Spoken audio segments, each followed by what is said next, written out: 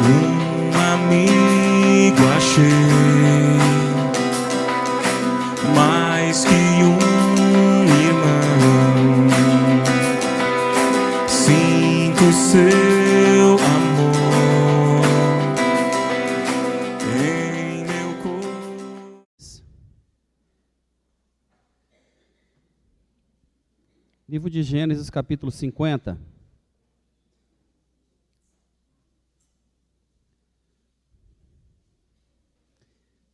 Gênesis 50, a partir do verso 15.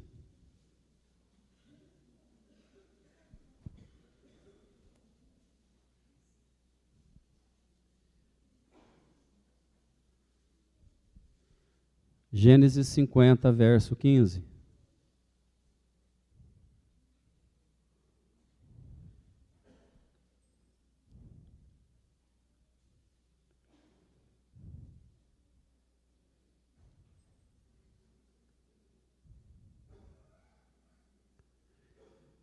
Todos acharam? Amém? Vendo os irmãos de José que seu pai Jacó já era morto, disseram: é o caso de José nos perseguir e nos retribuir certamente o mal todo o que lhe fizemos.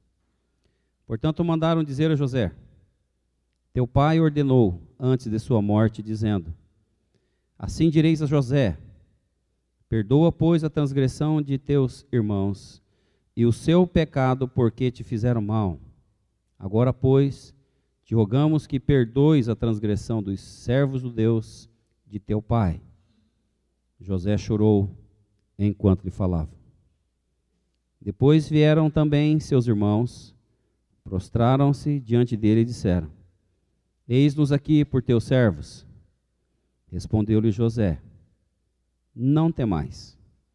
Acaso estou eu em lugar de Deus?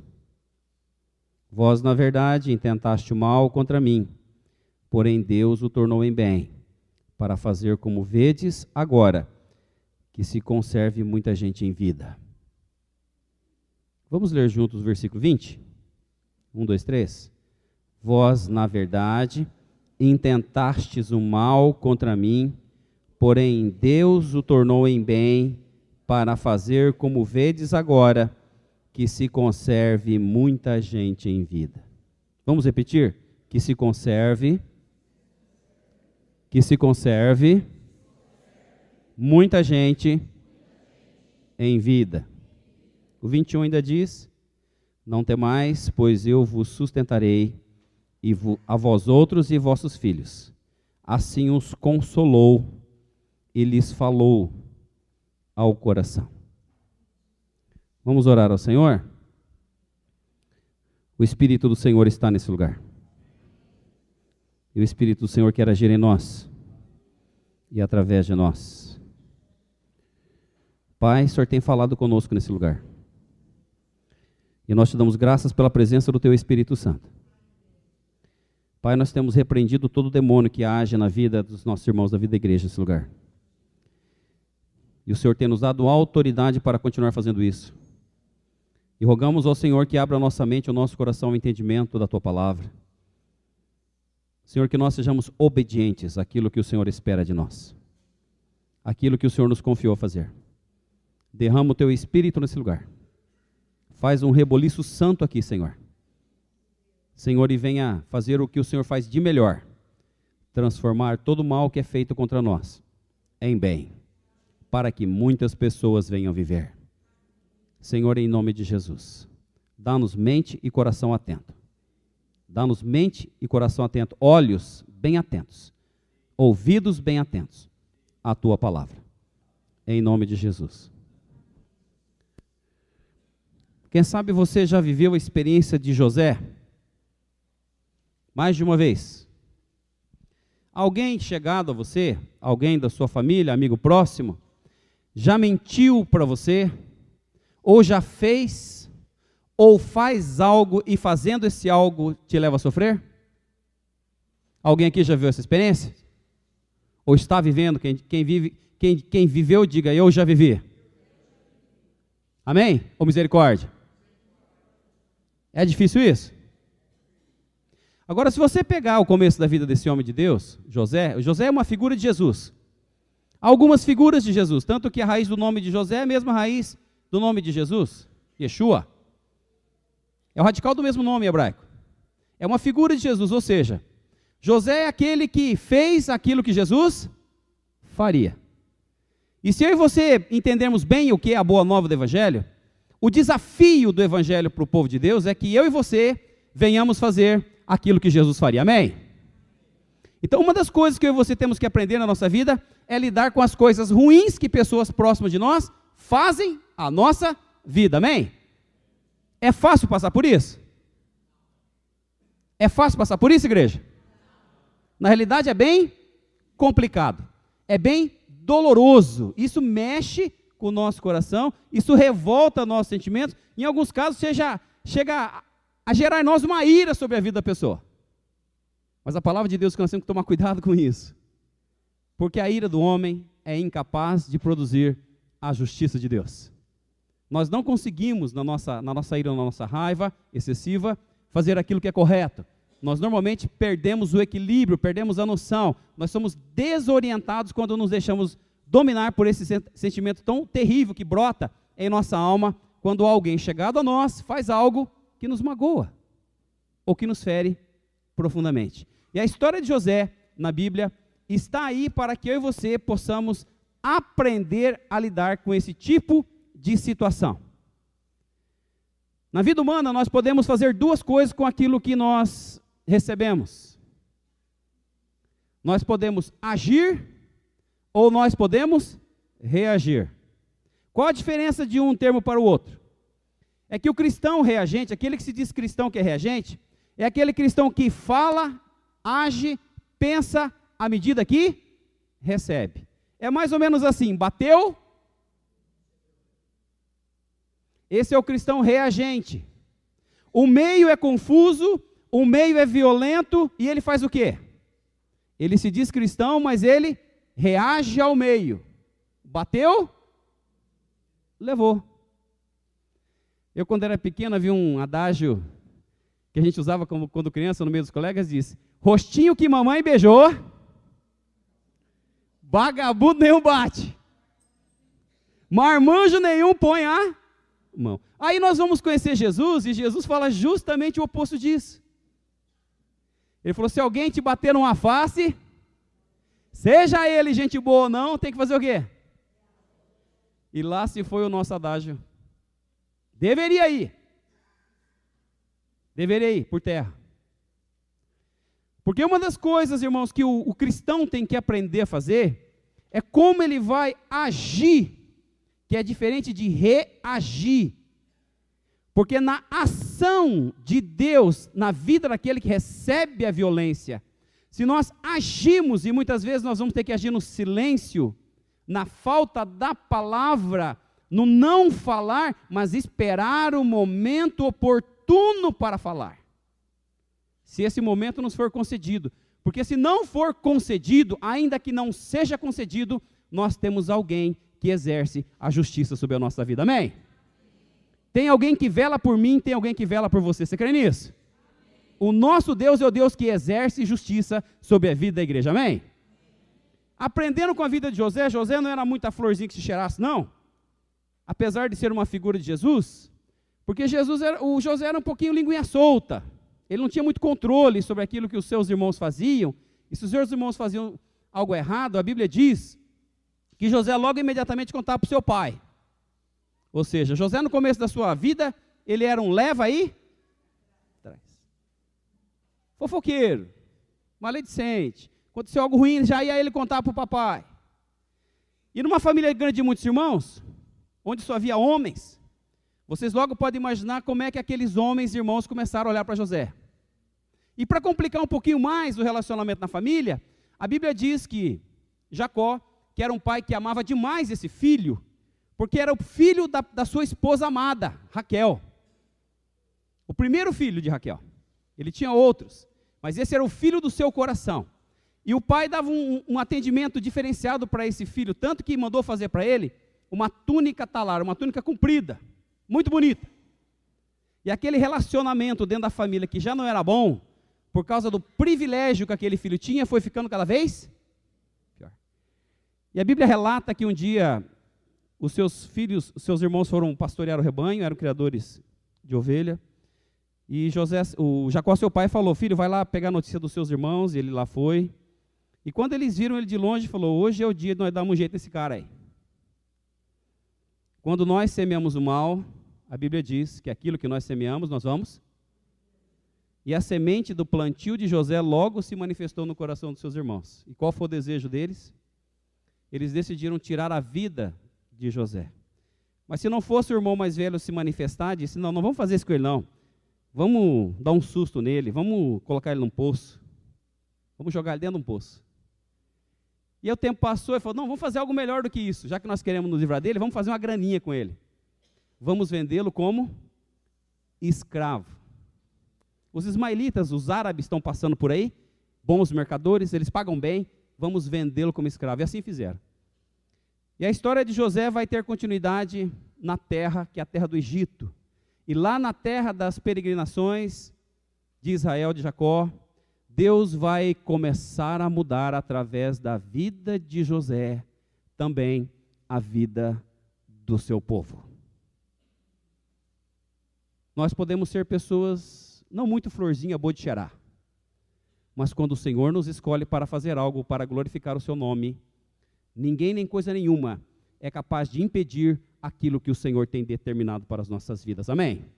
E assim foi com José. José era um homem marcado por Deus, ele é um homem escolhido pelo Senhor. E nessa história de dores e de confusões, quando ele chega na terra do Egito, ele vai parar na casa de Potifar. Ele é um homem que tem dons, tem talentos. Eu e você, quando recebemos a Jesus, nós também recebemos do Senhor capacitações especiais. A Bíblia chama isso de dons espirituais. O Senhor colocou dentro de mim e de você capacitações para fazer algo especial que glorifica o nome do Senhor. Agora, irmãos, Deus não depende disso, mas Ele espera que nós desejemos isso e busquemos isso na nossa vida. Que a partir do momento que o Senhor nos chama, Ele também nos separa, o Senhor espera que nós desejemos em nossa vida o que Ele tem em abundância. Nós servimos a um Deus que é santo. O Deus de Israel é um Deus santo. O Deus que você serve é um Deus santo? Um Deus que você ama é um Deus santo? A palavra nos diz que assim como Deus é santo, Ele espera que nós sejamos santos. A Bíblia diz mais: santificai-vos porque Deus é santo. E a luta de José a partir daí foi buscar no Senhor a sua santificação. Ainda que ele passasse por situações difíceis, ainda que ele passasse por tentações capazes de derrubá-lo e de levá-lo para o inferno. A Bíblia diz que José, a partir do momento que entende e discerne o propósito, a vontade de Deus para a sua vida, ele vai investir o seu tempo para que esse propósito de Deus se cumpra na vida dele. Você certamente já ouviu isso da boca de um pregador ou de alguém que orou por você. Deus tem um propósito na sua vida. Quantos já ouviram isso aqui? Deus tem um propósito na sua vida. Levante a mão bem alta e diga: eu já ouvi.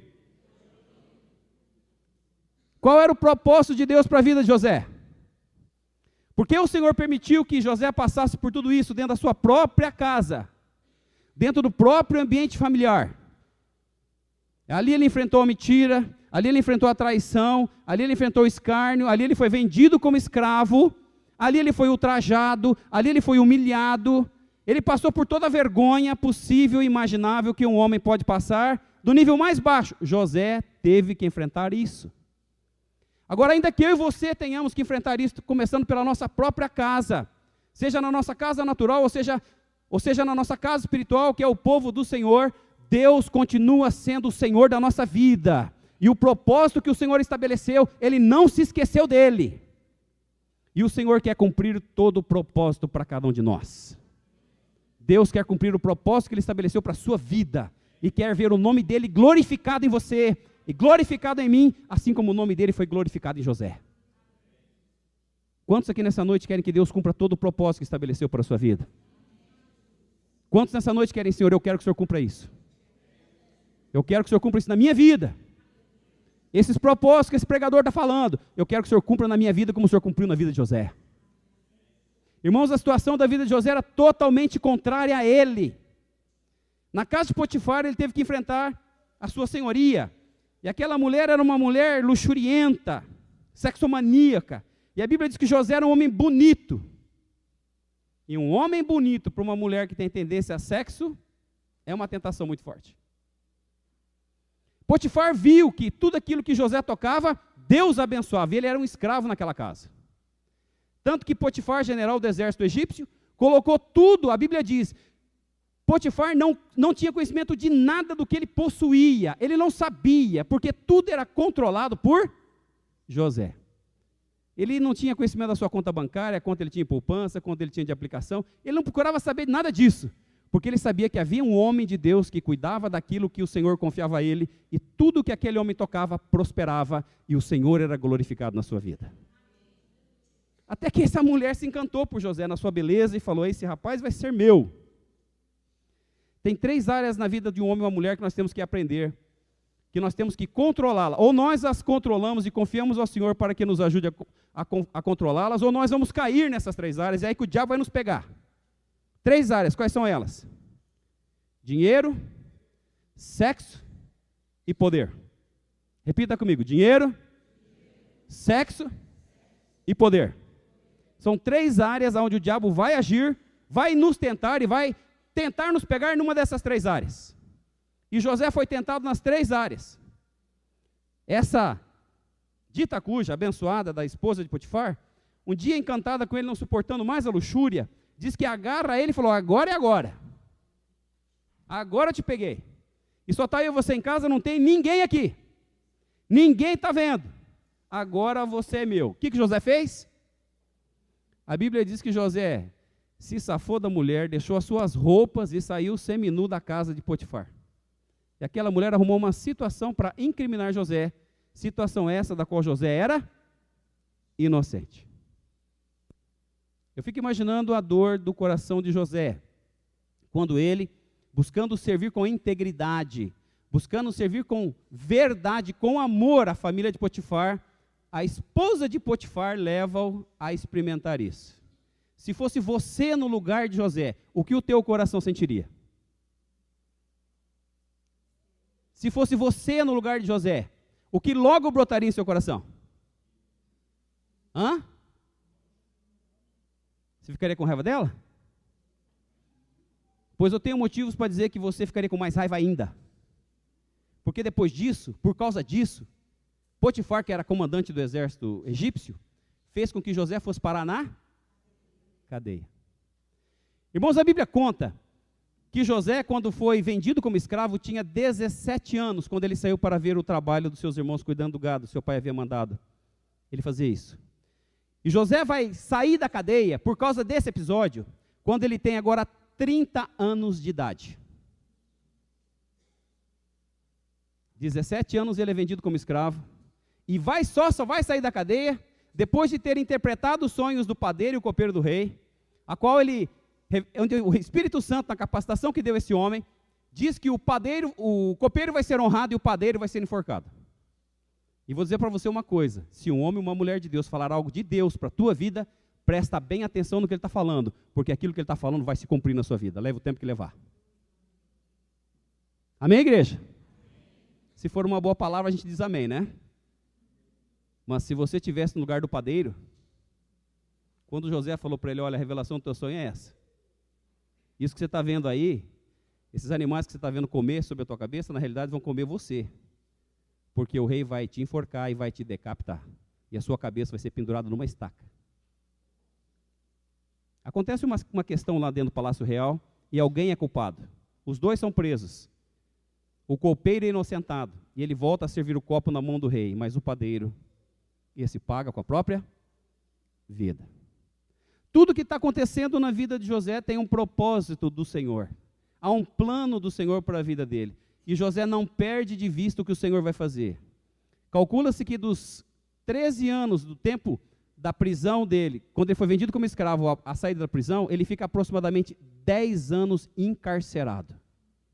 Até que o faraó vai ter uma visão e nem os seus adivinhadores, os mágicos, os magos do Egito, conseguem revelar.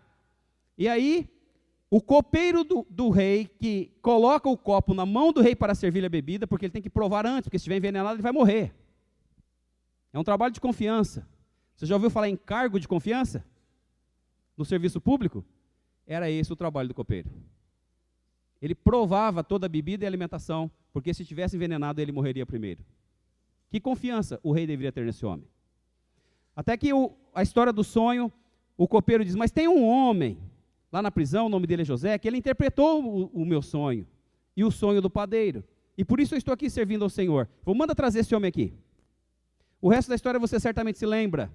O rei tem a visão de 7 vacas gordas e depois ele tem a visão de 7 vacas magras. As vacas magras vão literalmente comer as vacas gordas. O Senhor vai dar uma prosperidade sobre o Egito e vai usar a terra do Egito para abençoar não somente o Egito, mas abençoar o mundo conhecido. Deus tinha um propósito quando mandou José para aquele lugar, e o propósito é justamente esse, para que muita gente sobrevivesse. O Deus a quem servimos é o Deus dos vivos. Deus quer que as pessoas vivam, não que sejam mortas. Na visão e na capacitação do Espírito, quando José interpreta o sonho, ele busca alguém agora para realizar um plano, um estratagema, uma estratégia que possa dar condições de que o Egito possa ter alimento para ser provido nos 7 anos de abundância, enfrentando os 7 anos de fome. Fala, mas quem é o homem? Quem é o homem? Quem tem discernimento? E quem tem conhecimento para administrar todas essas coisas? E o rei fala, eis aqui o homem, José. De carcereiro a presidiário, a governador do Egito. José, de lugar de vergonha, assume agora um lugar de honra. Eu e você, enquanto servimos as trevas, enquanto estávamos presos ao pecado, nós estávamos num lugar de vergonha. Nós éramos envergonhados, Satanás nos humilhava, Satanás nos ultrajava, mentia para nós e não tínhamos como sair de lá. Mas um dia nós conhecemos a glória, nós conhecemos a graça do Senhor, e o Senhor nos tira das mãos do império das trevas e nos coloca no reino do Filho do seu amor, e o Senhor nos coloca hoje em lugar de honra. O que o Senhor fez com José, Ele fez comigo e faz com você. O Senhor te coloca em lugar de honra em Jesus Cristo. A Bíblia diz mais, ela diz que o Senhor nos coloca em lugares elevados, ou seja, o Senhor nos coloca onde Ele está, o Senhor eleva a nossa vida e espera que nós tenhamos a visão do que significa ser cristão na terra. Deus continua tendo um propósito para mim e um propósito para você, como teve na vida de José. Mas José tinha algo a trabalhar, algo a ser resolvido na sua vida. Qual era o problema dele? Ele tinha que resolver o problema do relacionamento com seus irmãos. E lidar com o irmão é mais complicado. Lidar com alguém próximo é mais difícil. Por quê? Porque nós amamos. E tudo aquilo que alguém próximo fala de nós ou contra nós nos fere, nos machuca. E nós somos cristãos, e nós sabemos, eu sei, você sabe, que a palavra de Deus não nos autoriza a pagar o mal com o mal. Pelo contrário, a palavra do Senhor diz que nós temos que aprender a pagar o mal com o bem. Repita comigo, pagar o mal com o bem. É fácil? É muito complicado. E a fome chega também nas terras de Canaã. É os 7 anos de fome, os 7 anos de seca. Não chove sobre a terra. E a família dos pais de José começam a sentir fome e falam, mas no Egito tem comida. Vão comprar comida para nós. E lá vão os filhos de Jacó e Israel, pega a sua mula, vai lá buscar. Há todo o estratagema que o Senhor dá para José, para continuar mantendo o vínculo com a sua casa e manter a sua família próxima dele. Nesse meio tempo, nasce um irmão, o irmão mais novo, Benjamim, a qual ele não conhece. E ele arruma um jeito lá de, colocando dinheiro na boca dos sacos dos seus irmãos, fazer com que o irmão mais novo seja apresentado a ele. Mas há alguém na sua família a quem José ama demais, além do seu irmão mais novo, é o seu pai Jacó, agora se chama Israel. Israel tem uma função especial nessa história. Por quê? Porque Israel representa a figura do Senhor, a figura do pai que ama, o pai que sofre pelo filho que ele perdeu, o pai que sente a saudade do filho que sequer teve um corpo encontrado para um enterro, um pai que ama, filho da sua velhice. Eu fico imaginando quanto Israel gostaria de ter podido abraçar o corpo do seu filho, que disseram para ele que havia morrido. Mas quando na realidade não havia morrido, mas o Senhor estava completando todo o propósito para a vida de José. E o Senhor providencia o grande momento, o momento quando a família de José vem para o Egito e vão morar nas terras de Gósen. Nas terras boas do Egito, essa era a melhor terra para a atividade que o povo de Israel, a família de Israel, entenda quando eu falo povo de Israel, são essas 70 pessoas. Se você pegar o texto bíblico, você vai ver que Jacó desce das terras de Canaã com 70 pessoas para esse lugar. E vão para a terra de Gósen. E ali eles recebem o melhor do Egito. O Senhor abençoa poderosamente essa família. O Senhor tem abençoado poderosamente a tua casa. Alguém aqui tem sido abençoado pelo Senhor? Quem tem sido poderosamente abençoado pelo Senhor? Repita comigo, se tem alguém neste lugar que mora na terra da fartura, esse alguém sou eu. Amém, irmãos? Deus tem provido a sua necessidade? Essa é a promessa da palavra de Deus. Isso graças a Jesus Cristo. Mas ainda assim nós temos pessoas que fazem coisas, ou mentem, ou falam algo de nós, ou tentam nos depreciar, nos humilhar, usam palavras, sempre que citam o nosso nome, não conseguem nos honrar. Difícil quando acontece dentro de casa. E chega o dia de José acertar as coisas. Já não existe mais o pai querido.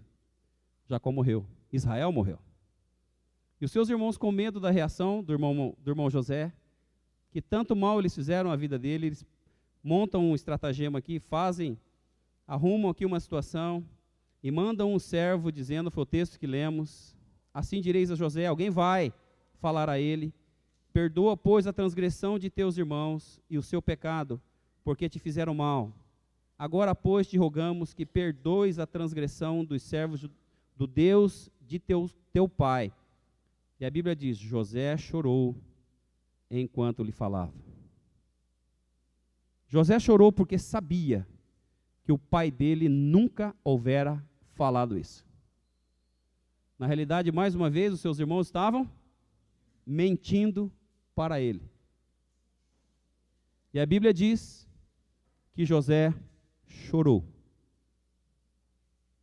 José chorou, mas ele não é o único. O Espírito Santo chora quando eu e você não conseguimos fazer aquilo que glorifica o nome do nosso Deus. Quando nós pecamos, quando nós não conseguimos pagar o mal com o bem, o Espírito Santo chora por mim e o Espírito Santo chora por ti. Porque esse é o desejo do coração de Deus. Se eu quero, se você quer que todo o plano de Deus se cumpra na sua vida, nós temos que aprender a pagar o mal com o bem. Aprender a pagar o mal com o bem. E todo o plano do Senhor se cumprirá na nossa vida. Essa é a coisa mais difícil de fazer. É nós assumirmos o que o Senhor quer de nós.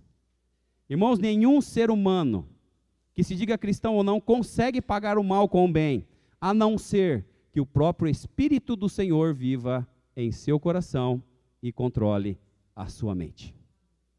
Nós precisamos chegar a ter uma intimidade tal com o Senhor, que o Senhor Jesus tem que viver em nós. Se fosse no tempo de Cristo, nós poderíamos dizer sem medo de errar, o Espírito do Senhor estava vivendo e controlando o coração de José. Não era José que estava vivendo mais, mas era o Espírito do Senhor que vivia através dele. E quando o Espírito Santo vive através de nós, nós temos que ter consciência, eu e você temos que saber disso. Quando isso acontece, depois seus irmãos vêm no versículo 18, e se dobram diante dele, e o reconhecem como Senhor, na visão do passado, quando jovem, ele disse que isso aconteceria, mas não deram crédito ao que ele falou. José diz no versículo 19, respondeu-lhe José, não temais, acaso estou eu em lugar de Deus? Vamos repetir o que ele disse? Não temais. Não temais. Acaso estou eu No lugar de Deus?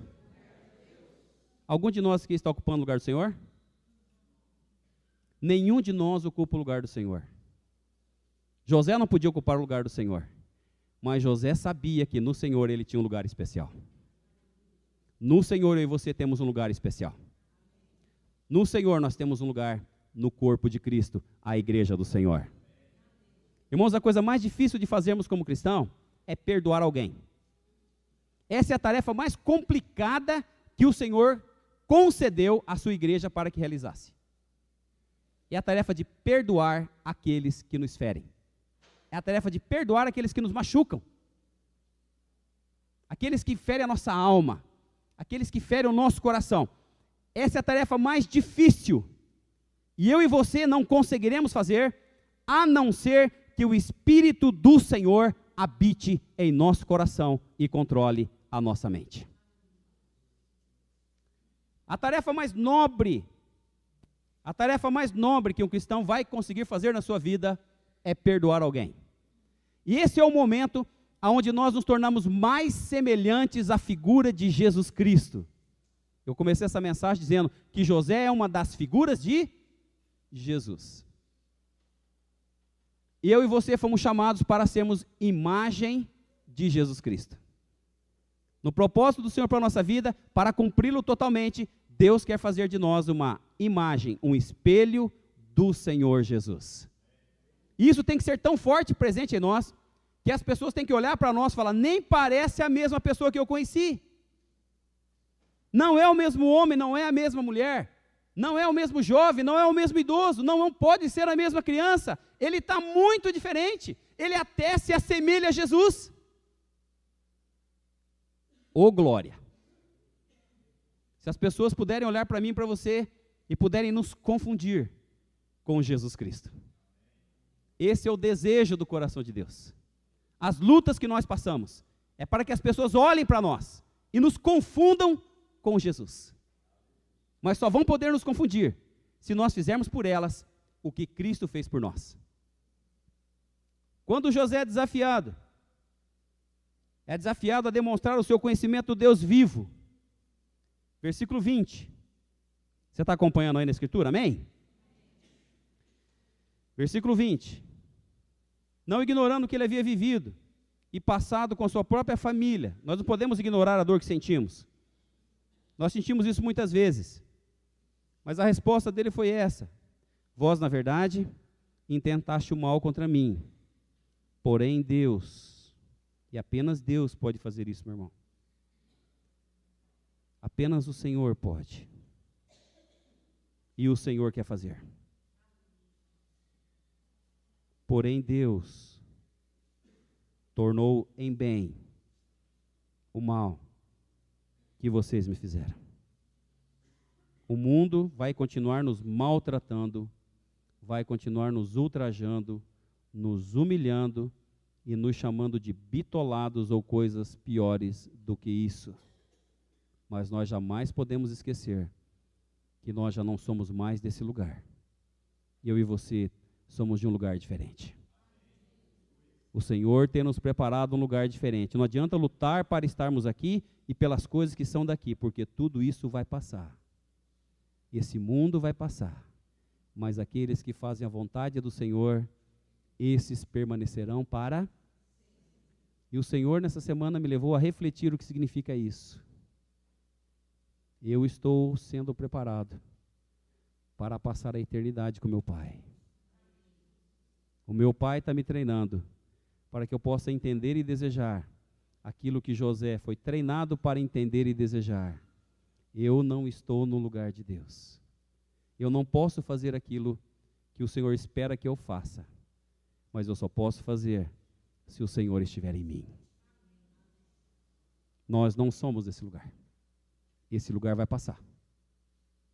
Tudo vai passar. Mas os que fazem a vontade do Senhor permanecem para sempre. E o critério bíblico para saber se estamos fazendo a vontade do Senhor está na parte B do versículo 20. Deus transforma mal em bem, e louvado seja o nome do Senhor, porque na minha vida e na tua vida, o Senhor tem transformado mal em bem. Você crê nisso? Você tem vivido isso na sua vida? Você poderia dizer em voz bem alta, dizendo: meu Deus, tem transformado mal em bem, e nisso glorifico o nome do Senhor.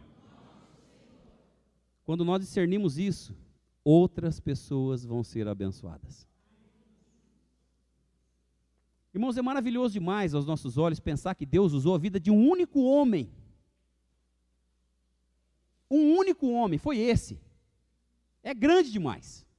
É tremendo demais. Quando você vai para a Bíblia e vê que Deus usou a vida de um homem. É um homem.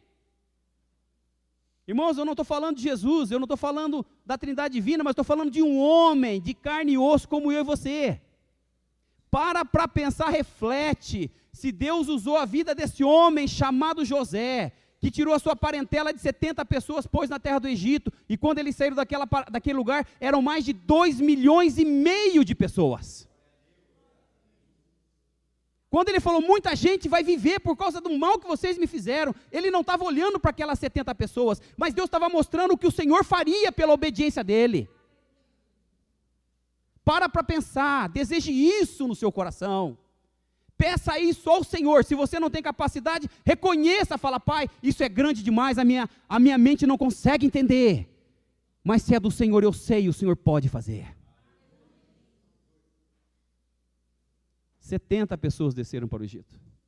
450 anos depois de muitos anos depois da morte de José, e outras coisas malévolas que aconteceram naquela terra, Deus vai tirar o seu povo pela mão de Moisés, e calcula-se que 2,5 milhões de pessoas, povo de Israel, condenado à morte, morreriam de fome. A família de Jacó teria morrido de fome naquele tempo, se não fora a ação provedora na vida de José. Eu e você só não morremos de fome porque o Espírito Santo tem intercedido por nós. Eu glorifico ao Senhor quando encontro irmãos e irmãs que estão dispostos a buscar o Senhor e pagar o preço em jejum e oração, para que Deus possa cumprir todo o seu propósito em nossa vida. E glorifico ao Senhor pela liderança dessa igreja. Hoje nós tiramos um tempo que é um período de consagração, e o Senhor moveu o seu Espírito nesse lugar, e vai continuar movendo. Irmão, se Deus fez isso na vida usando um único homem, o que será que Deus pode fazer se usar toda essa plateia? Vocês não conseguem ver quem está aí com vocês. Dá uma olhadinha para trás. Dá uma olhadinha para trás.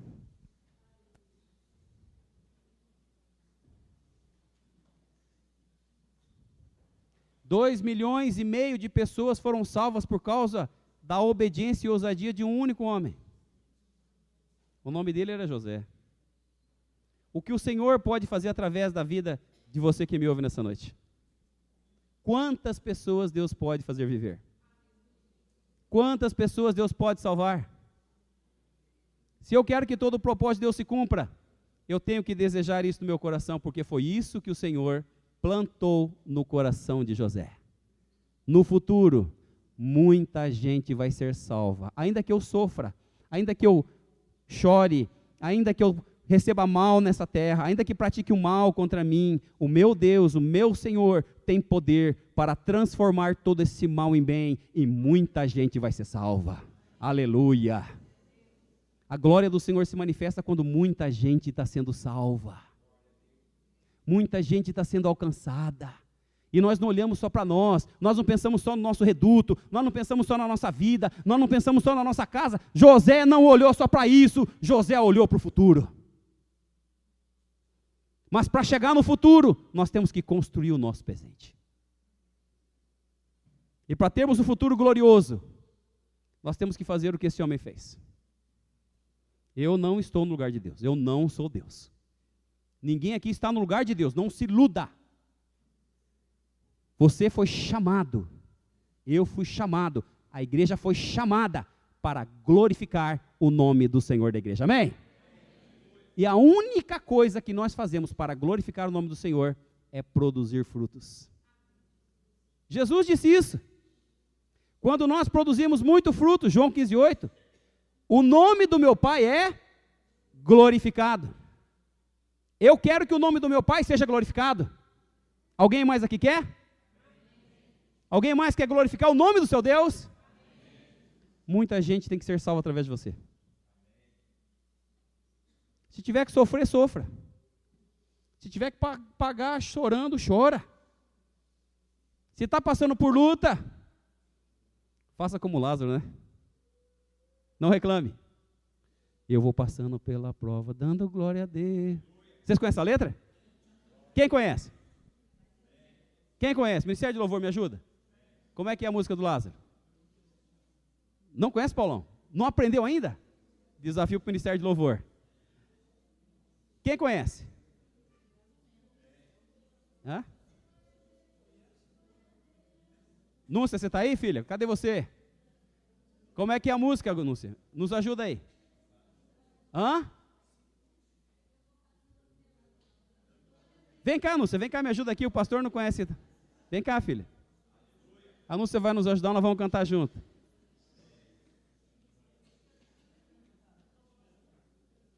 Nos ensina, filha. Vamos ficar em pé então, amém?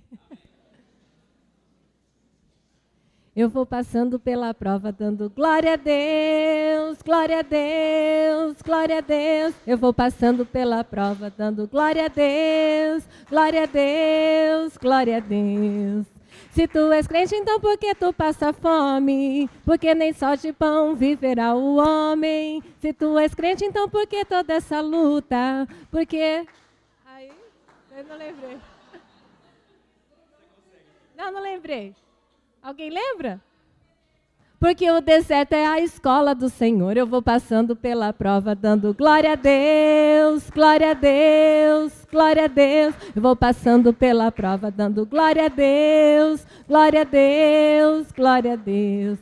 Então é isso mesmo. Se tu és crente, então por que tu passa fome? Porque nem só de pão viverá o homem. Se tu és crente, então por que toda essa luta? Porque o deserto é a escola do Senhor.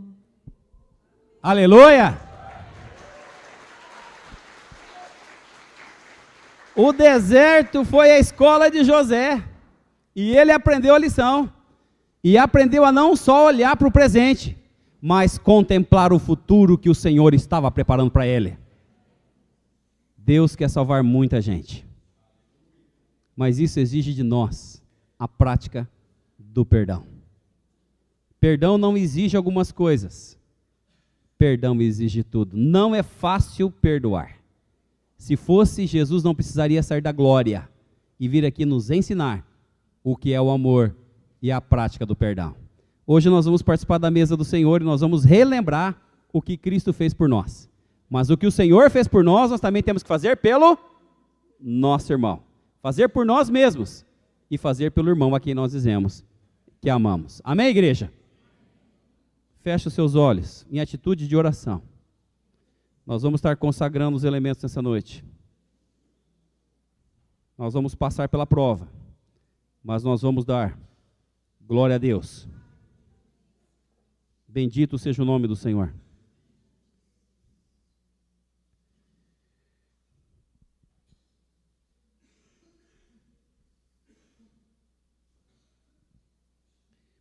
Pai, em nome de Jesus, nós queremos humildemente suplicar ao Senhor que consagres as dádivas do pão e do vinho. O pão que relembramos, rememorizamos ser o corpo do Senhor. E o suco que vamos beber, que relembramos, nós novamente trazemos à memória, representa o sangue do Senhor. E o Senhor Jesus disse, assim como eu perdoei vocês, vocês devem estar perdoando uns aos outros. Pai, nós queremos, nessa noite, suplicar que o Senhor nos dê humildade, a mesma humildade que estava sobre teu Filho, que sendo Deus se fez homem, encarnou e habitou entre nós, cheio de graça e verdade. Que as pessoas em nosso viver possam vir a nos confundir com a pessoa de Jesus Cristo. Recebe a nossa gratidão, em seu nome. A palavra ainda diz que o Senhor, na noite que foi entregue, tomou o pão. Tendo dado graças, o partiu e disse: esse é meu corpo, que é dado por vós. Comei dele, é memória de mim. Por semelhante modo, depois de haver ceado, tomou o cálice, dizendo: este é o cálice da nova e eterna aliança no meu sangue. Bebei dele para a remissão de pecados de muitos, é memória de mim. A mesa do Senhor está preparada, e o Senhor ressurreto, vivo presente, nos convida a participar dela. Eu quero pedir ajuda da diaconia. Irmão Tarzan, você está tão bonitinho hoje. Veio de terno e gravata. Por favor, traga com você a Edna, mais 2 irmãos, irmãs, diáconos, para que possamos... Bispo, por favor, Bispo Rosalina. Bispo nos ajuda a servir a mesa.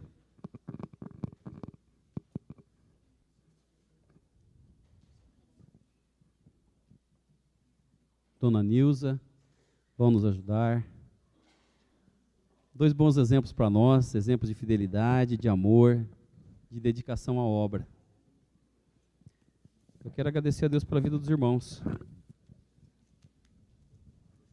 Louvado seja o nome do Senhor. Irmãos, eu quero aproveitar a oportunidade de ver o bispo, né, tão bonito, Tarzan tão bonito também, dizer aos irmãos, vir na igreja, quando a gente pensa em vir na igreja, não só aqui, mas fora daqui, especialmente no culto de Santa Ceia, é o culto de festa, é um culto de celebração. É um culto de alegria, amém? Então, quando você pensar em vestimenta, roupa, pegue a melhor que você tem no guarda-roupa e venha para a igreja do Senhor. Eu fico feliz quando vejo minhas irmãs bem vestidas. Quando eu vejo a minha esposa, ela está sempre bem vestida. Eu peço para ela, né? Vem para a igreja, mas venha bonita. Fora da igreja também, ande bonita. Isso poupa muitos aborrecimentos e traz muita alegria ao coração. E o Senhor te convida, é Ele que te convida a participar da mesa dele.